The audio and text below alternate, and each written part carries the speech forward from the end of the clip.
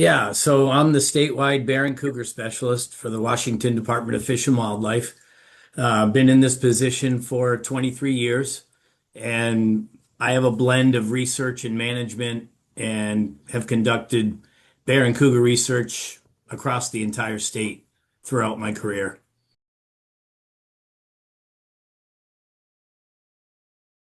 I did a 10-year or 11-year project in Issaquah, North Bend, Snoqualmie. The development goes butt right up against the wildlands. And so, yeah, it's not unusual, especially in the wintertime, for a lot of animals like cougars to come down low. You have a lot of human bear conflict in that region too. I know some folks have switched over to bear resistant containers, which is great. That stuff helps. But unfortunately, not everybody is adhering to the advice we give folks, and they're going to move through. Know that they're always going to move through, and just be prepared for that, and be vigilant and be diligent with your not leaving attractants out. When it comes to cougars, it's a little bit more difficult. You have to focus on the intermediate species, which is mostly deer. And lots of people like seeing deer, and I get it. Enjoy them for a second and then shoo them off.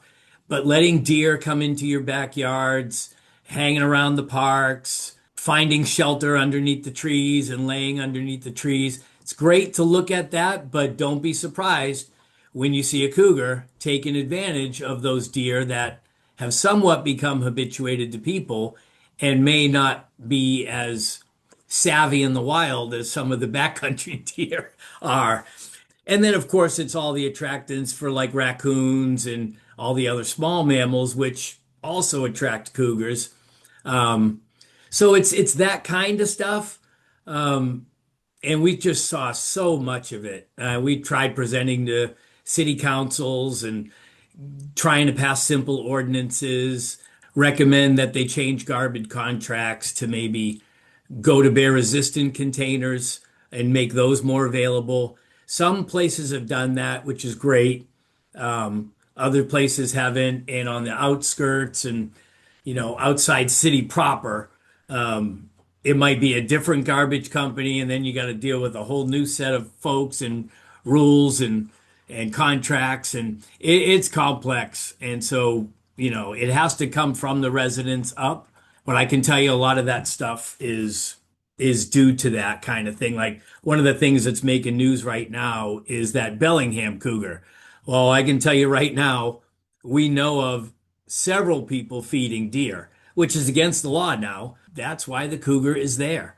But Tiger Mountain and Rattlesnake and the Snoqualmie Forest and all those kinds of places that you have to go recreate, it's normal to see bear and cougar there, and you're going to. That's why we live there. We love it, right? But when you're out there, just I mean, your number one, and we'll probably touch on this several times throughout this conversation. The number one thing is don't put yourself in any kind of situation where you have to remember what to do.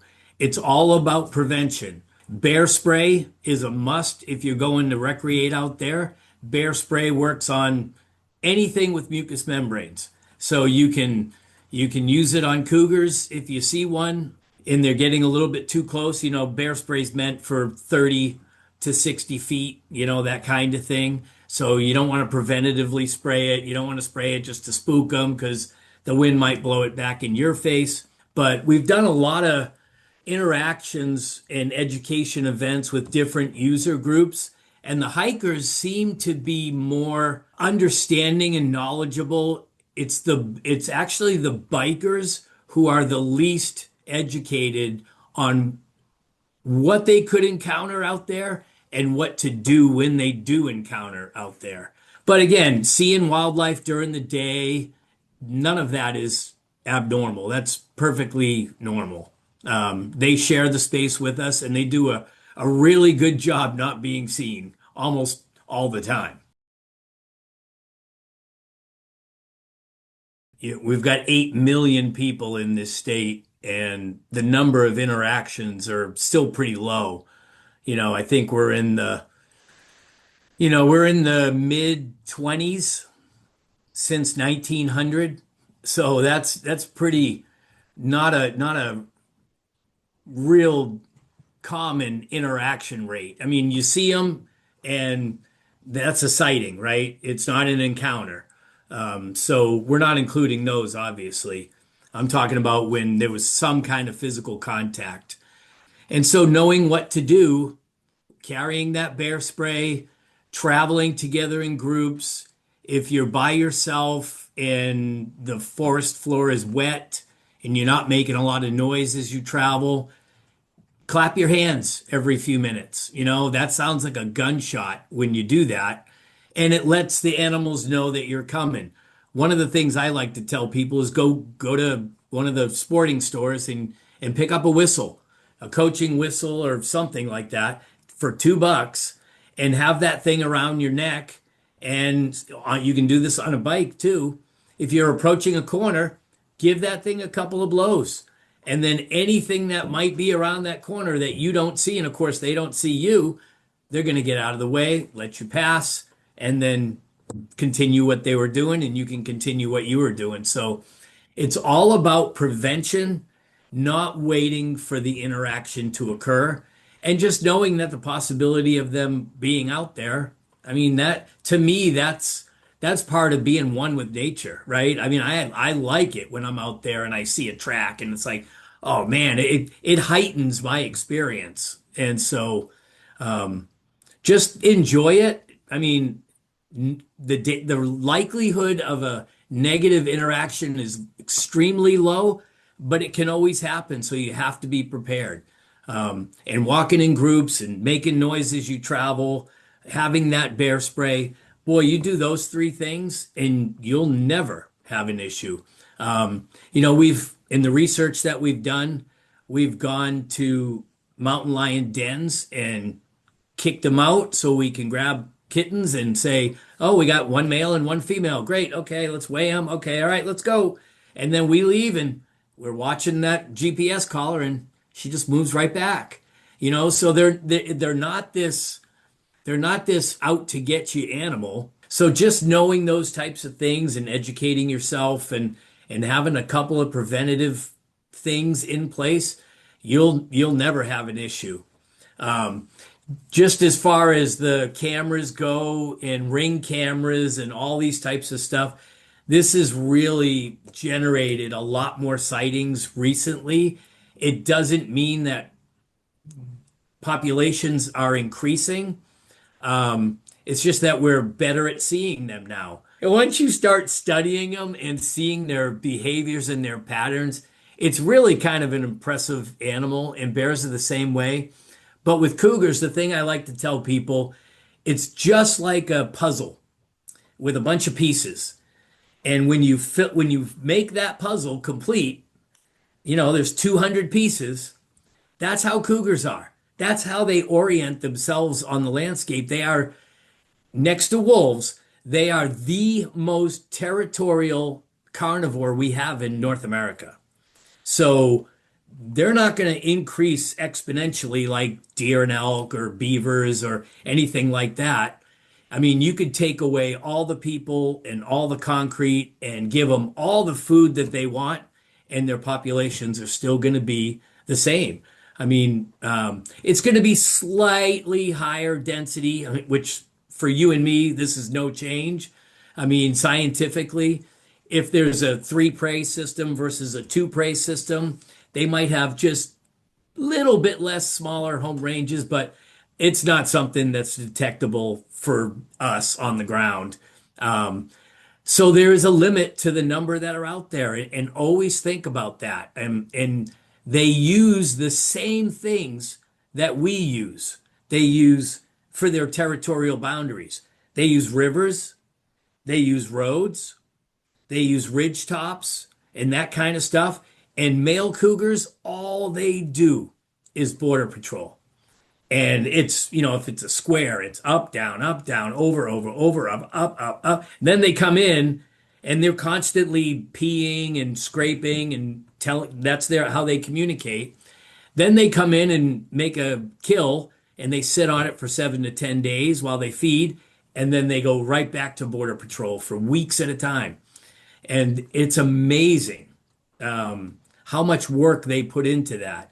And then if that animal gets killed, and there's a lot of ways cougars die, when a new male moves in, he we've seen this dozens of times where they're using the same exact boundaries as the one before it. And they have the same exact home range as the one before it. It's phenomenal. And so we tend to put cameras on roads, right? So you could have a territorial boundary there. That kind of helps you understand things. Um, every male that's born to a female in all the projects that we've had in 6 counties throughout Washington, 7 now, every male that is born disperses on average 120 airline miles away. And takes them a lot longer to get there because they don't move in a straight line. But this is how we report things, straight line distance. They're all going 120 miles. And so we've had cougars from Cle Elum go clear down to the Columbia River. We've had cougars from Okanagan go 200 miles up into British Columbia. We've had cougars from Twist go down to Yakima. I mean, it's amazing. But then the females, they will actually stay somewhat local to mom, and they might overlap, 15, 20%, but right next to her. And so there is a small piece that overlaps. She's got her own territory, and they're not fighting like males do. Like males fight to the death. I mean, it's highly, highly territorial. Females don't do that, but they orient themselves on the landscape the same way. And so it's pretty amazing to watch. And one male will overlap 2 or 3 females in their offspring. They're likely his offspring.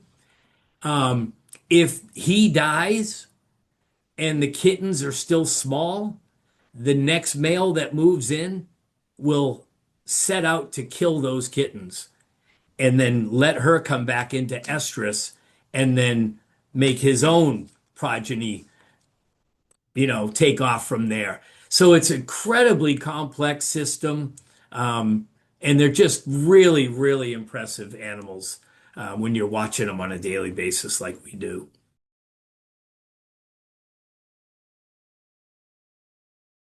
Males are occupying, 100 square miles, females about half that. And so even though we might see them coming through an area somewhat frequently, know that that's not their home range. They're roaming quite a ways. They know within that area all the honey holes for their prey, which is mostly deer and elk. But they eat a lot of beavers. They kill coyotes and eat them. They kill birds and rodents and rabbits and all kinds of stuff.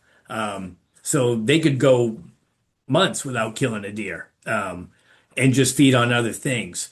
So they use those green corridors that we are familiar with that might be behind our houses, as movement corridors. And sometimes those are loaded with deer because there's people feeding them either intentionally or unintentionally, and cougars use those. So, point being, if you're seeing this kind of stuff, if you're seeing small mammals and deer and all that kind of stuff, enjoy them for a second and then shoo them off.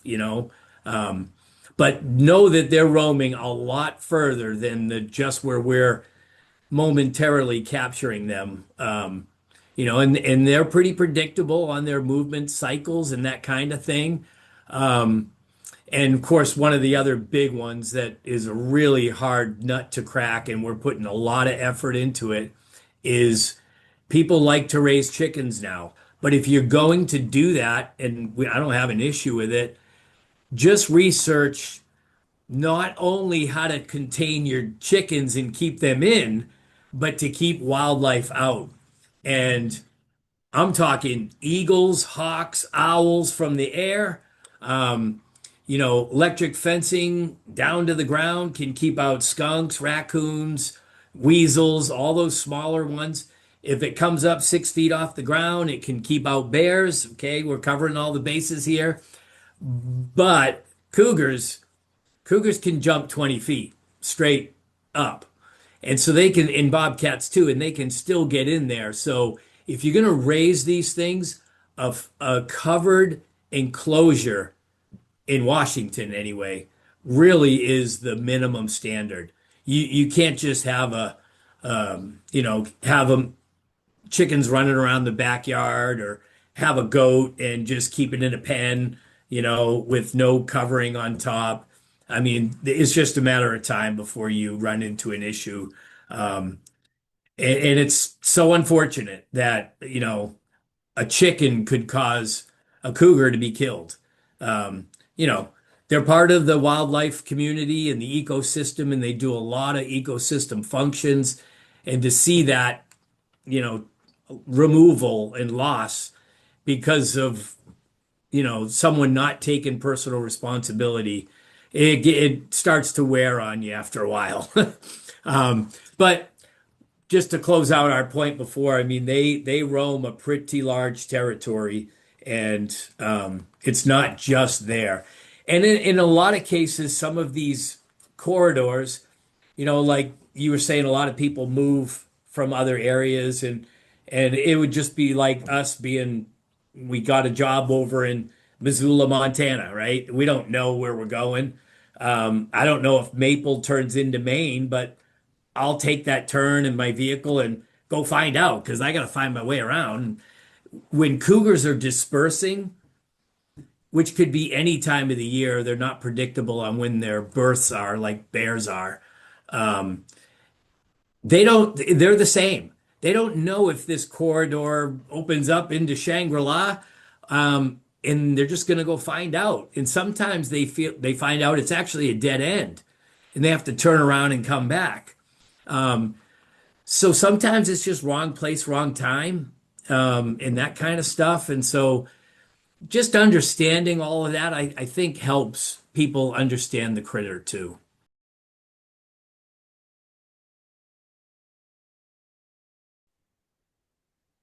Yep. Um, Not a ton to see there. I mean, it's an average size cat. I mean, so males, of course, they're sexually dimorphic. Females, you could find 100-pound female, but that one right there, kind of to me, I see some leg bars there on that front right leg. That one could be a subadult, Okay. unless it's just shadows and I'm not picking up on it real well. That if it's not a subadult, it's a female. I don't see the mass in the shoulders like I would for a male. And a full-grown female, 85 to 90 pounds, is in her prime. She's doing great. Males average about 145, 150. You can see them bigger than that, and people do, up to 200 pounds. But on average, they're about, 1.5 to 2 times her size. Yeah, now see that one to me looks like an adult. Um, Looks like it's getting a drink of water there. I don't know if that's a little creek or if it's Yeah, poking its head in. it's a little seasonal stream. Yeah, that makes sense. You're seeing that one there too. And again, a lot of these look like the same animal. That's a great photo there. That one to me looks a little thin, and that one I thought I saw some leg bars on it. And that could be a subadult on its way out. That one looks like that female that we've been talking about. Yeah, and you see, I mean, see how she's moving that tail around? That's their counterbalance. There's a lot of fat stored in the tails, and they've got some heft to them. So they use that for balance, especially when they're chasing down prey. They don't go long distances like a wolf or a coyote does. They're more quick in their ambush strategy. And so they sometimes need some help moving around, and just moving that tail over gives them an advantage to make a quick turn. So it's kind of cool. Yeah, that one, I think a lot of these are that same cat. And that name, their scientific name is Puma concolor, and in Latin that means cat of one color. And so they start out just completely spotted, that lasts, 8 to 10 weeks or so, and they're really camouflaged in the forest setting that you just showed us on your property, with ferns and everything and dappled light coming through. And if they're hiding underneath there, they're the color of the soil and the leaf litter, and the sun coming through. They're super camouflaged. Those spots over time, throughout the rest of that first year, those fade to bars, which tend to be, you'll see them on sometimes on the side, but they're most prominent on the white on the legs. And then after about a year and a half or so, those that they turn into that golden color with just the white underside, and that's the color that they're going to be for the rest of their lives. Well, thanks so much for making the time to share your You insight. bet. I really Yeah, appreciate no, it. happy to help. Keep folks informed. Education is the best remedy. And man, get out there and use the beautiful country we have, and just be prepared. And remember, claps, whistles, and talking as you walk, and you'll never have an issue. All right. Well, thanks again.